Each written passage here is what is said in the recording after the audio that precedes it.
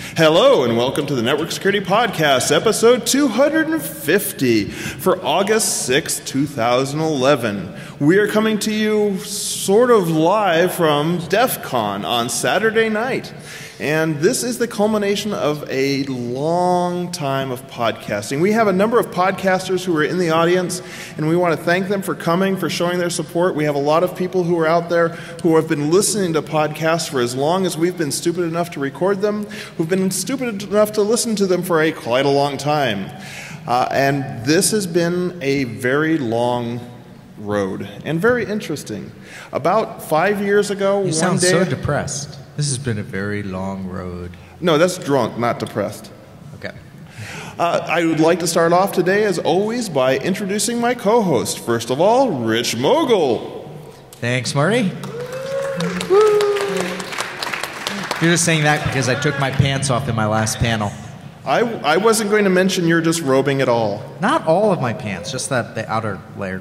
And I really, really don't want to talk about other people who took their clothes off in your last panel either. No. Yeah. Yeah, ooh, the dollar. Yeah, there's a reason why when the donations for the EFF were handed off, they were handed off with a case of hand sanitizer. Now that Rich has said hello, I'd like to introduce my other co-host, Zach Lanier. How are you doing today, Zach? Sitting in. Wow, that was quite the applause. And Rich, they don't really like you, evidently. I'm okay. I have a cool new haircut, courtesy of my coworkers who roofied me first, and then I just woke up. I woke up with this hair. I promise. So. Does your girlfriend like it? She approves. As long as she approves, I don't care what the rest of these people say. Well, you know, I started this podcast about 5 years ago, as I was saying, and it started one day because I'd listened to a bunch of other people talk about what interested them. I'd heard people talk about the things that were going on in their lives that had nothing to do with security. And then I heard this thing called Security Now, and I realized, you know, I could probably talk more directly to the people who were interested in security than they could, and even if I couldn't, I would get some feedback on how I could improve my own security career. Now that went on for a couple of years, and then one day I went, you know, I'm really getting burnt out on this. And at that point, I turned to a friend of mine who had just left Gartner and said, you know, Rich, you really can talk. You talk a lot. In fact, sometimes we have a hard time stopping you from talking. And would you come on the show with me and talk for a little while each week? We do this half hour. I do this half-hour thing. I think it would be a lot better to have you talk to me and us bounce ideas off of each other rather than just me talking. And Rich said something. What were you going to say, Rich? No, we were just trying to figure out why the hell we agreed to do this. You know, I've been trying to figure that out 4 years ago in my case. And, I was going to say, I've been trying to figure that out for 4 years. And then a couple of years ago, we had a ticket to give away to DEFCON and to Black Hat, and we said, hey, would one of our listeners like to come in and do this and do some podcasts, do some interviews from DEFCON and Black Hat? And this guy named Zach Lanier just kind of said, I'll do it.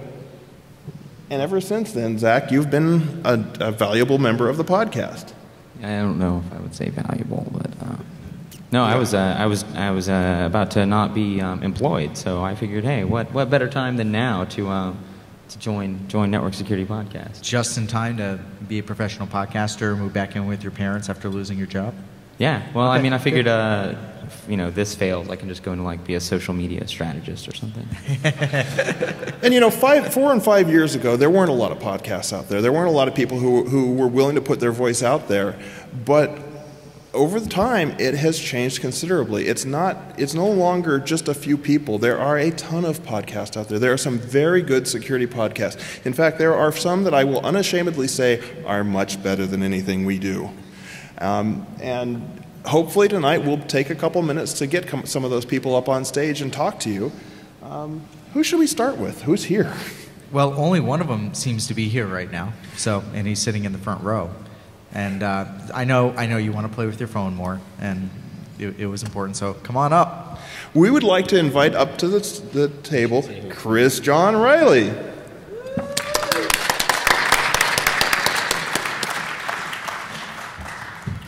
So Chris, which podcast do you do again? I'm not really sure, to be honest. I think it's called Eurotrash. So where can people find Eurotrash? On the interwebs. Just Google it. Just Google known it. as a You'll hostile find witness. Just search for bad European security podcasts. We'll be the first one on the list.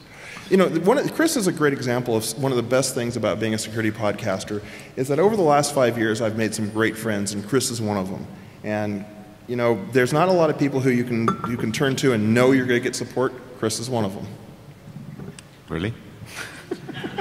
So Chris, being from the Eurotrash podcast, we're finding that it seems that a lot of LulzSec and Anonymous being arrested is happening over in Europe.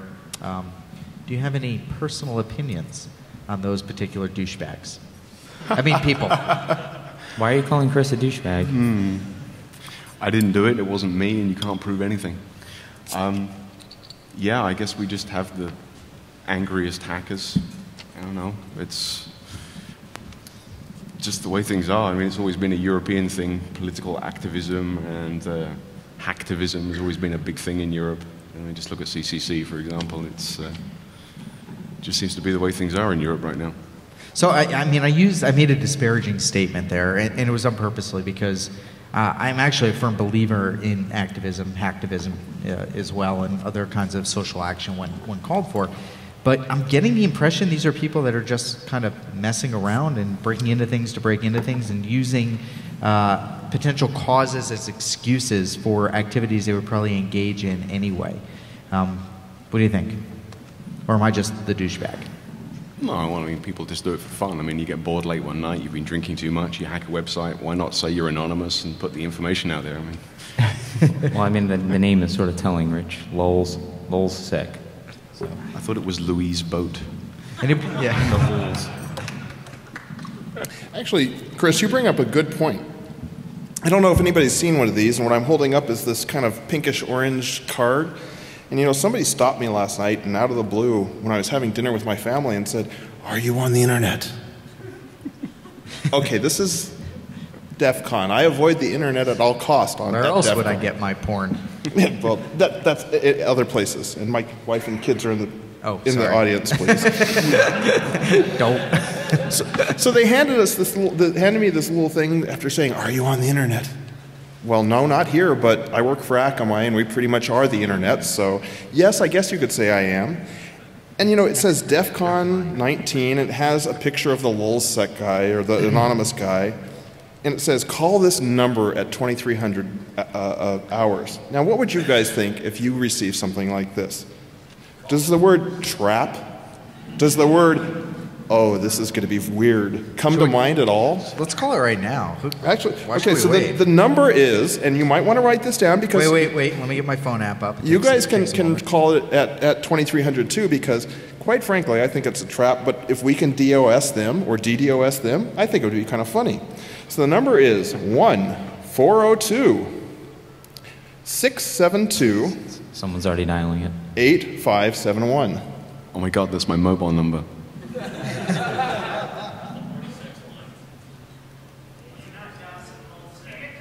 I was going to say, I heard from... 我们是 LulzSec， 但是我们在中国，所以请给我们打电话。再见。At the tone, please record your message. When you have finished recording, you may hang up or press 1 for more options. To leave a callback number. Should we tell them they're live on the Network Security Podcast? I'm good. All right, well, that was pathetic. I heard for pissing off LulzSec, Network Security Podcast got owned tomorrow, so... Now they have my thanks, cell everybody. phone number, so I just been pwned. There's a guy in the front row with his laptop out already. Where were we going with that? You were the one talking, man. We weren't going anywhere. We were following. Okay, I just wanted to get the number out there so somebody can figure out what that's supposed to be and what party it's supposed to be, or if it really is a trap. So one of the other interesting things, so I got a call, I ended up doing a press interview thing the other day about the NSA and other government agencies recruiting at DEFCON. And, you know, it kind of seemed strange to me that all of a sudden this would be in the news. How many people here have been to DEFCON before? How many people here have seen feds recruiting at DEFCON before? Yeah, I mean, it's been going on for quite a long time. I mean, obviously. Oh, what? I see a smile, Zach. No, I was just wiping. Nothing. Just you got the Zach smirk. There's something coming. We record over Skype and not on video. How would you know what the smirk looks like? Because we go drinking. You just hear it. sometimes. Do you hear it? You hear it over the internet? Well, yeah. You know, We actually can hear the it. green light by your camera. It means we're watching. That's because I let you watch. We like to watch. Ouch. That usually costs. Yeah, so I thought I'd get the opinions here. You know, it was kind of interesting because there's these websites now, so this has happened within the last week or so. Somebody did a big blog post on, what was it, don't sell out to the NSA, or does anybody remember that one? I don't read. Okay, well, great. It's going to be a really short show. And, yeah, so there were a bunch... There was apparently some big thing in the news about the anti-NSA versus the NSA thing going here on DEFCON. I thought I'd kick it over to these guys. Any opinions on that? Are you a sellout if you actually go try and get employed to do security and you just happen to also enjoy going to DEFCON? You know, if they want to recruit my kids, I don't care. Oh, come on, please, say something. Go. Banana hammock. I don't know. Bananas, yes. That's the answer. Wow. I mean, it's not like this shit hasn't been going on for years anyway. I mean, it's... And since when has the news been important? I mean, face it, I've seen American news. Trust me. Oh, yeah, so... It's not valid. Rupert Murdoch. News of the world, yeah. So Chris, actually, to get you to get you talking, Chris, why did you start the Eurotrash podcast? What was the impetus for that? I listened to the first episode of the NetSec podcast and thought, wow, I'm sure we could do this too. I don't know, it seemed like the good thing to be doing. Everyone was podcasting, and I just thought I could be internet famous if I do this.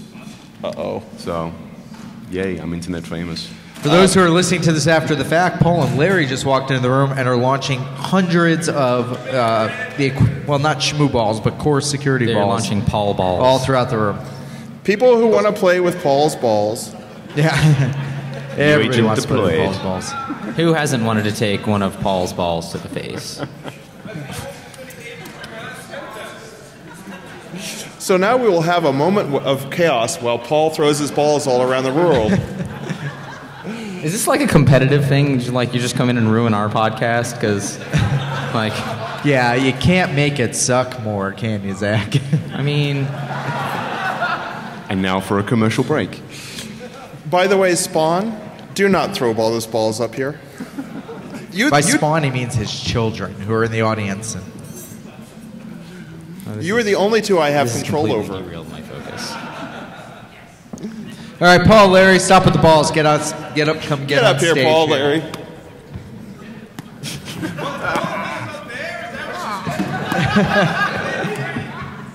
Just protect the alcohol. So, just Get just up so, here. Just so everybody knows, in the last 2 years we've done a podcasters meetup, and for whatever reason that just didn't get organized this year. But we kind of wanted to commemorate the episode 250 of the podcast and invite as many of the podcasters that we know up as possible. I just have one question. Do you have a bottle opener? No, but Why the alcohol? I know somebody who does. Excellent. All right, I'm better now. So back to you, Chris, before somebody throws a ball at you. Why did you get involved in podcasting?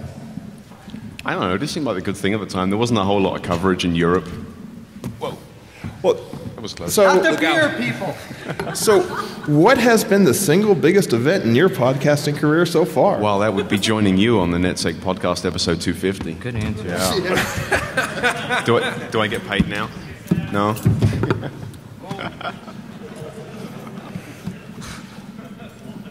$5, $10 for whoever hits the beer.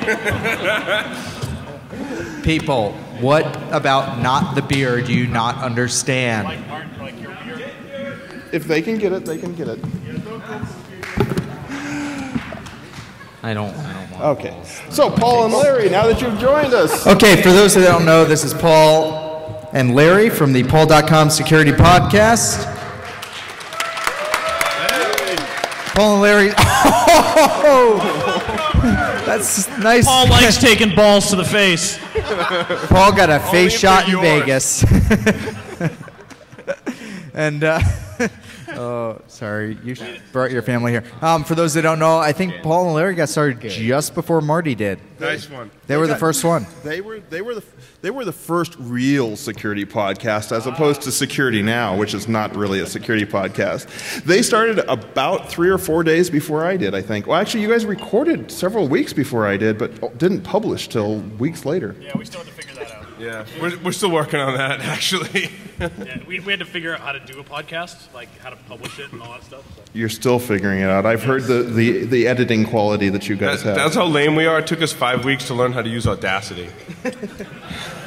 So what made you guys decide to start podcasting? Well, for me, I gave a regular presentation to a university that I worked for on like the latest computer security news and stuff. So for whatever reason that ended, and my coworker, who was referenced on the show as Duxta, said, "You should do a podcast." And then we did. Heads.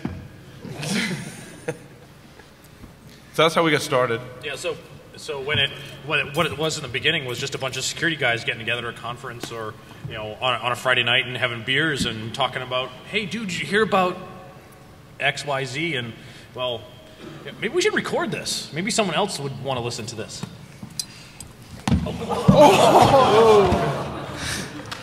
And sure enough, 250 something episodes later, people are still listening. Yeah, what number are you guys on? 254. Oh, I don't know. 54 is coming up, maybe. And so what's the biggest event that's happened to you because of podcasting? I don't know. That's a good question. Other than your job. Yeah, you got a job. That's the rule on Paul.com. You either have to, work for a sponsor and then they become a sponsor, or if you're on the show, go work for someone who is a sponsor. So we're pretty nice. The pauses you Jericho's got some great accuracy over there. What, have you been practicing at home? You throwing squirrels in your backyard or something? Yeah, but he hasn't managed to hit me yet. Oh, I see. Nice. He's not throwing these kinds of balls at them, though. Yeah, but the faces are all cut out with a hole right around the mouth. What? That's Jericho from attrition.org, and you can tell he loves us. So it's tough to say like one particular instance, but certainly I think the marathon we did for Hackers for Charity, like that was really cool. Like to use our listeners and our podcast as a vehicle for a good cause. That probably sticks out in my mind. It's gotten you a lot of attention. It's gotten you to places you couldn't go otherwise. It's been a good thing, hasn't it? Oh! And that was another dodge. Yeah, people actually wanted my autograph. I'm like, why? That's the weirdest thing about being a podcaster. You go, you guys actually listen week after week? Right. It's amazing. I actually, yeah, exactly. I actually signed an autograph for a 16-year-old and a 13-year-old that both listen. And then I felt really bad for corrupting the youth of America. As you should. As I should. And then he realized it was the DEFCON social engineering contest. Yes. Where was I going with that? I don't know. As you can tell, by the way, that we do a lot of editing after the fact normally. Some of these things that we're going, what should we say next, is actually something that happens quite a bit in the live podcast. Great. This is good. Oh, dear Lord. I'm really glad. I'm really glad. For listeners, somebody just took the entire box of about 700 smooth balls. I lost my balls. Thanks for finding them. Thanks. And is And putting your hands all over them. so this is antagonizing them. That's going to help us. All right, so one of the things we do on the podcast is always pick news stories and those sorts of things. So instead, we've got you guys here in the audience. Let's get a little bit participatory. Somebody throw out a topic you'd like us to talk about and for you yourself to talk about. Goat Stop, porn. don't say balls. Goat porn. Whoa, wait. Don't leave that up there. That was close. All right, who's got a topic other than balls or goat porn? Someone in the audience said APT to try and be funny and failed. Whoa. How about what? Good. My coworkers are hitting me with balls. DEFCON.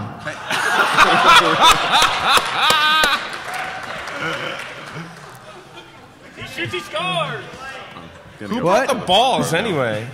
You know what? Yeah, so that's a good one. So we're on the late into the basically the third day or the second full day of DEFCON. What have you guys seen so far that you liked? Fail panel. Fail panel. Anybody at the fail panel? That was a nice read. How the hell did that come from behind my head? Yeah, we made $800 for the EFF by you guys buying waffles. So, beer waffles, let's be clear. And if you want to put more money up here, What? Blue waffles? Yeah. Okay, I lost that one. Just leave them up here. So I'm going to cut it over to these guys. Paul, Larry, start The with? go-go dancers at the I-bar. Yeah, nothing reminds me more about the importance of my job as a parent of two daughters than coming to Vegas. What about you, Zach? What's stood out for you so far with DEFCON? This. No, seriously. Seriously, this is the only thing I've really gone to. No, it's I like the venue. We've somebody said kind of is weird that they would pick a hotel that they've already outgrown. So I don't really know where they could go from here. But it's good. It's a good venue. I watched a couple talks on television. That's really the extent of my DEFCON experience so far. So this is becoming informative. Chris? Oh, this is going to be really informative. I didn't even know there were talks at DEFCON. I thought it was just like a big drink-up thing where everyone gets together. Oh, fuck. You guys are really good shots. It's not good. This is turning into the Schmoocon Podcasters Meetup all over again. It's like watching a tennis match. not the beer. Oh, this is getting. All right, so I took a soccer ball to the face yesterday.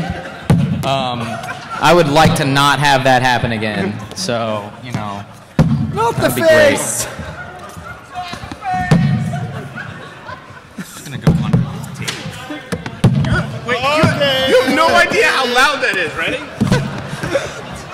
Save them for the end.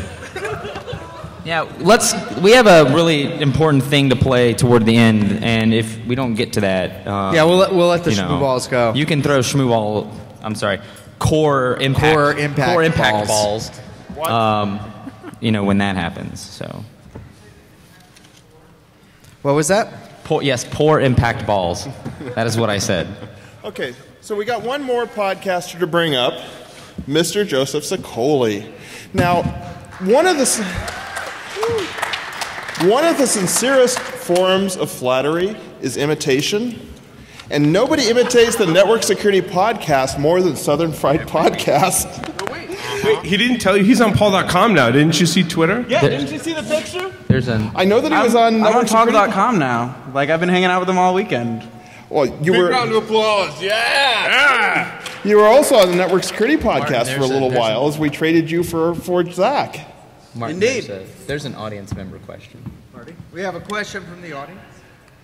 Question from the audience? That's not going to go well. Oh, not Jericho. Nobody wants to hear from Jericho.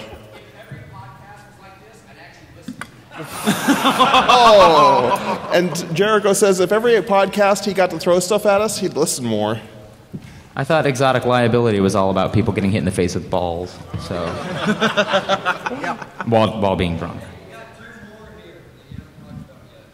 Who else is here? Where's Jaded? Is Jaded Security? You're Jaded Security?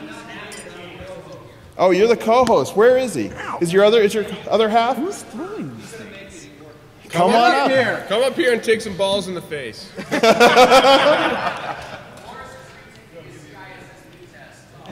I thought he was thrown out of the club. Hey, is there more beer down there? Yeah, we brought some, Beer? Yeah, we brought some, but I think Brian's drinking it. Who's got a... Good. Do you have a bottle opener? Come on up for a second, guys. Spread out. And just tell us, just give us a quick second and tell us why you got into podcasting, as opposed to just security, but why did you start podcasting? I'm not. We listened to Paul.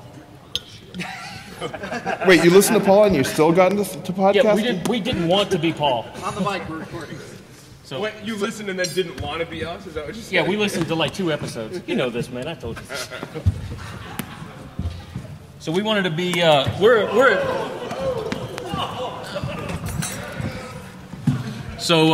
a daily podcast, so we do it Monday through Friday.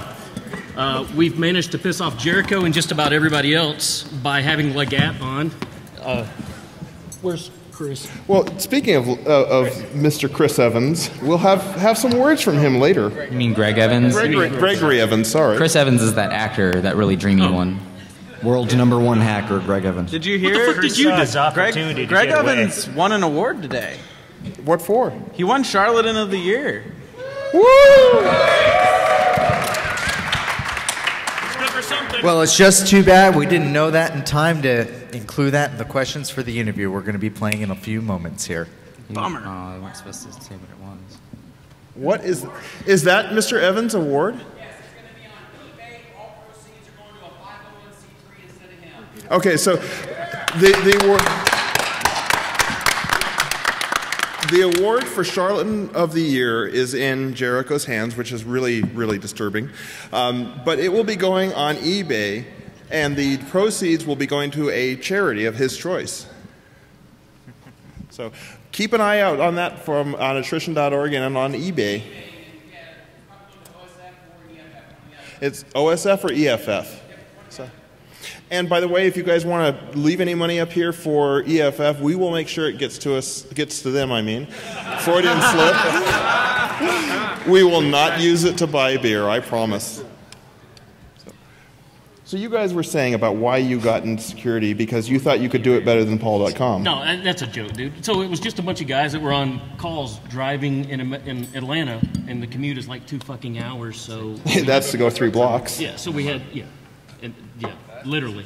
So essentially, what we were doing was just kind of talking back and forth and saying, "Hey, did you read this story? Did you see that? What did you think about that?" And we made the mistake of recording it, and it made the mistake of saying that it's a daily podcast.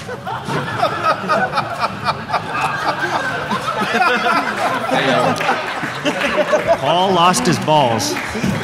Paul's balls have been scattered all over the place. I was trying to bring some order by taking the balls. You're making me take balls from me, This is dangerous. There's a reason why Shmoo do I get balls hazard are pay generally for this episode? Kept to ShmooCon. You don't using Rich. Protect your laptop or protect his face. One of the two. Stand in front of him. Yeah, I don't need his ass in my face. So, Rich, we have some recording we would like you to hear of an interview. This is similar to an interview you guys have done. We only have a few minutes for it, but we would like to hear your guys' how to put it, reaction to some of the things that Mr. Gregory Evans has to say. Now, we had a half an hour to talk to Mr. Evans a couple weeks ago, and in that half an hour, we got to ask 3 questions. Three questions. Because we found out that when you ask him a question, unless you are willing to interrupt him in the middle of a tirade, you're going to keep hearing his answers again and again. And by the way, the panel is required. Greg Evans. Hello, Mr. Evans. This is Martin McKay from the Network Security Podcast. Hey, how are you? I'm doing fine. I wanted to let you know I've got my co-hosts Rich Mogul and Zach Lanier on the phone with me. Okay. Hello, everyone. We're playing this in the entirety so you so you can can hear it all. podcast? No, this is usually a half-hour podcast, and we're probably only going to do about a 15 to 20-minute interview. Okay. All right. And what are we going over again? Basically, we wanted to talk about you and your company because you're You're obviously listed as the world's #1 hacker. Well, I'm not the world's #1 hacker. One reporter turned around, we had this conversation, took it and ran with it, even with the book. So I tell that to everybody before I do. Now, remember, this is an individual who wrote a book, How to Become the World's #1 Hacker. A report that is so false. I haven't hacked in years. Oh, okay. Outside of, a controlled network. So I got people who work for me full time that do all of that, but no, I am so far from the world's #1 hacker. So, but with that being said, we can go ahead and start this if you like. Yeah, and if it's okay, we might just ask you about that anyway. Yeah, I'm going to fast forward a little bit. Yeah, It's more of the same anyway. So now, some of you guys have also interviewed Mr. So this is Mr. Martin, Evans, Rich, and Zach, and we're here. What? You guys have also interviewed Mr. Evans, Did you get a chance to hear that? What's that? Did you get a chance to hear our interview? I listened to part of it, especially the end where everybody started laughing the moment he disconnected. Here today talking to Gregory Evans, who is the CEO of Legat Security International. How are you doing today, Mr. Evans? I'm doing great, and thanks for having me. So, Mr. Evans, let's start with a little bit of your background. I mean, you were convicted of hacking in the 90s, and how has that led you to a security career, and how has that shaped your views of security? Well, let's back up some. The first time I got in trouble was in the 10th grade, and my parents had to pay back $30,000 to AT&T then in order to keep me out of jail. We used the school's computers, and we were using school's computers to make free phone calls and having it billed to a third-party number. And a friend of mine who was a programmer, and we were working on COBOL at the time, so that tells you how long ago. This was in the 80s. He was a software writer, and he wrote it so it would randomly, bill to a third-party company. So even here he's disavowing having done the actual act. Same company. What? Even here he's disavowing having done the over actual and over, which was the Taco Bell Corporation. So at the end of the month, Taco Bell Corporation received like a Not Taco Bell, the Taco Bell Corporation. $100,000 phone bill. So, and they traced it back to myself and my co-conspirator, let's say, and this was in the 10th grade. And that's when I got in trouble, and I had to leave school, and I ended up going, because my parents were separated, and I left Maryland and went to Germany, and I lived in Germany. And that's where I learned to hack some more when I got hooked up with the guys at the Chaos Club. I don't know if you're familiar with them. The Chaos Club, by the way. They're not to be confused with the Chaos Computer Club, but the Chaos Club. They're lesser known guys out of Belgium, not quite Germany. Yeah, we've heard of them and even dealt with a few of those people before. Okay, well, they were the first original hacking groups. See, it's funny because most of the people, when I was doing hacking, I was told years ago, is that one thing you don't do is go around bragging about your hacks. Because what you're doing is against the law. See, that's the difference between a lot of hackers to this day. There's a lot of hackers out there that can out-hack me all day long because I don't even hack anymore. I'm a businessman. So, but what ends up happening is that they'll go out and commit a great hack. And then they will go out on Twitter, Facebook, or one of the chat rooms, IRC, and they will brag about, hey, I hacked. Why do that? Why bring attention to yourself? It's just like a person who goes out and commits a crime. Who robs a bank and then goes out and brags to all his friends, I just robbed the bank, and thinking that nobody's going to know that it was you? The only way two people can keep a secret, Benjamin Franklin said, is if one of them did. So in this particular case, for years, I was always told, never go out and brag about it. Are you in it for the money or are you in it for the fame? And all the way up to the time I was hacking. And when I was hacking, there was different ways of doing exploits. I mean, one, you could do social engineering. One, when my very first hack, we were using war dialers and we were calling every number in the company to get access to the modem. To when we had access to AT&T, MCI, Sprint, and WorldCom, and we were setting up toll-free numbers for a third-party telephone company, we just had most of the people inside the company on payroll. Now, when we started hacking, most of the people who go out and say, oh, he's not hacking, he's not doing this. Some of them weren't even born then. 10 years, I mean, there was a 19-year-old kid who was going out talking stuff. 19 years. I've been in business for 20.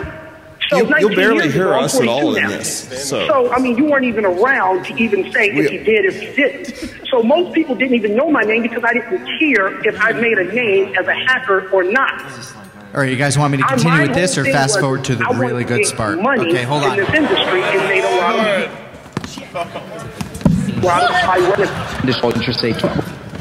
Interesting.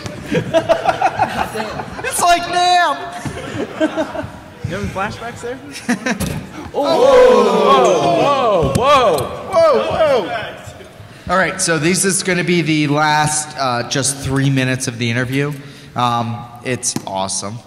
So the other parts were what? Played at double speed. I can't. The software I've got it running in right now. So here we go. Basically, his Mac sucks. I'm sorry. Yeah, I just wanted to interrupt for a second because in part. So the question I'm asking right now is, what's your end game? But you brought a bunch of interesting issues, and one of the that we're very interested in is what's your end game here? I mean, what do you overall talk about a lot of the issues related to the ski industry, the people in the industry, as well as how security is perceived by just average folks over Barnes and Noble. He's freaking out over fast forwarding through it. That makes how my brain security hurt. is perceived by just average folks over Barnes and Noble. What's the end goal here? Is it what do you personally hope to do with your involvement with the industry? Is it just to build a successful business? Is it to go out there and actually help people become more secure? For you, what would be the end game? Actually, there's a couple things. One, I want to change the game. Because right now, everybody out there has this idea in their head that Hollywood has put out there that all computer nerds, all computer hackers are... So just in case you missed that while balls are being thrown at us, Gregory Evans wants to change the game. So For those computer nerds. He wants hackers. to change the game. He wants not make things more secure, just change the game. So whatever the game means. Some fat little kid with Coke bottle glasses with the tape in the middle who was in his mom's basement playing on the computer, never got the girl, never got picked for the basketball team, and that's not true.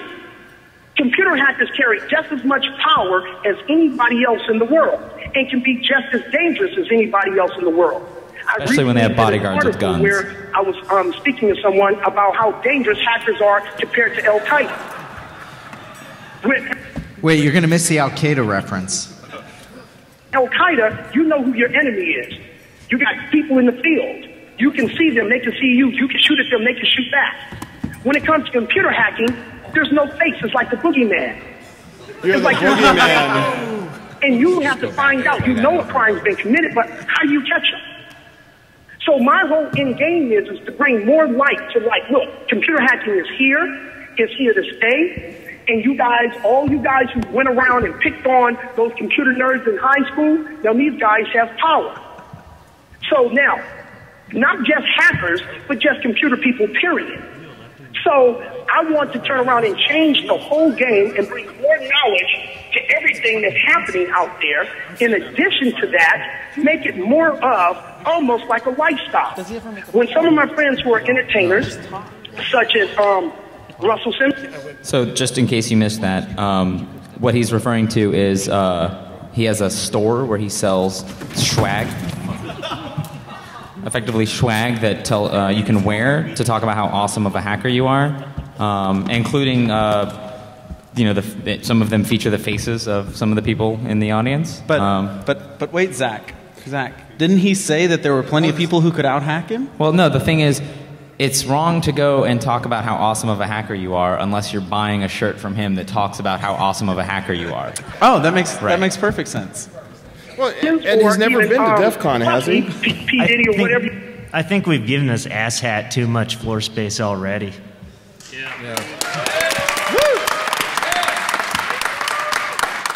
But don't you want to hear the part where he's hanging with Russell Simmons and Puffy? It comes up in just like within the next 30 seconds. You want to call them these days? When I'm sitting back and I'm talking to them years ago, and they were coming out with their clothing line, and they were sitting back telling me one time we were at a club, and well, we were at dinner before we went to the club, I should say, and we were sitting back talking at the table, and he was saying how hip-hop has become more of a lifestyle. The way people dress, the way people talk is more than people picking up a microphone and just rapping. You don't have to be a rapper to be part of hip-hop. And whereas in security, when it comes to computer hacking, it has become a lifestyle of its own. So, in the hacker community... So this is from a person who has been tweeting that he's going to be here that is not here. He owes me dinner, by the way. It's a group of people, and I don't know, right? I think we're running short on time. So spoiler alert, he wants to be more or less like the voice of the hacker community. The hacker... Yeah, you guys do. Absolutely. So he wants to help change the game so that people recognize how powerful hackers are, and he's going to be the one to do it. So, whatever that means. While wearing super cool swag. Yeah. Well, I mean, his parents had to repay already. How much? Whatever he said, $30,000 or anything else. Were you done? Was that it? Well, we've got more, but I think people are tired of the interview already, so we can move on. By the way, this is a record. People can't even tolerate 5 minutes of this guy pre-recorded, so, yeah. The ass dollar. We lost the ass dollar. Someone in the EFF has the ass dollar. One of the EFS bankers will have the ass dollar. We could make a new ass dollar. Who wants to help make an ass dollar? I have too nice of an ass to make the ass dollar, to be honest. It's not as... Yeah, Jericho, get up here. Jericho. We need an ass dollar. He will give it to us from a distance. Give it to us from a distance? It's your ass. Ooh. Oh. Oh, he has balls. No, I mean like literally balls. I'm not touching that. It hasn't been anywhere yet. You've had it. It's not converted yet. Come on. Not it. Let's go. It was in my pocket. Exactly. Yo, where's it going? All right, enough of this. We're going down the wrong road. So. Okay, let's bring it all home. One last thing about that. If you want Mike. No, over here. Mike. If you want the most amusing part of Evans, since you said changing the game, search for his rant called Changing the Game. It's on like either GregoryDEvans.com or Legat.